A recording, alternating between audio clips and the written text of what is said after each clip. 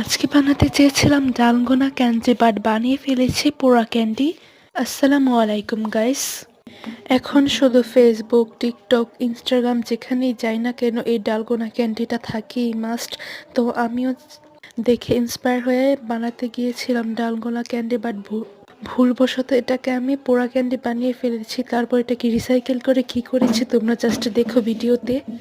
তো যেভাবে প্রসেসিং করতে হয় সেভাবে প্রসেসিং করেছি, বাট আমার ভুল ছিল আমি এটাকে বেশি জাল দিয়ে দিয়েছি।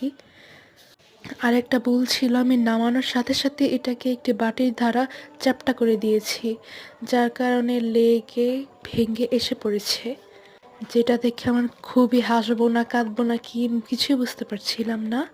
তারপর এই যে দেখো লেগে লেগে এসে কি অবস্থা হয়েছে। তারপর এটাকে আমি আবার পুনরায় পুড়িয়ে এর মধ্যে চা পাতা, চিনি অ্যান্ড পানি দিয়ে এটাকে চা বানিয়ে ফেলেছিলাম। তারপর দুধ দিয়ে এটাকে যে কি চা বানিয়েছে আমি নিজেও বলতে পারবো না, খেতে খুবই এত একটা ভালো ছিল না।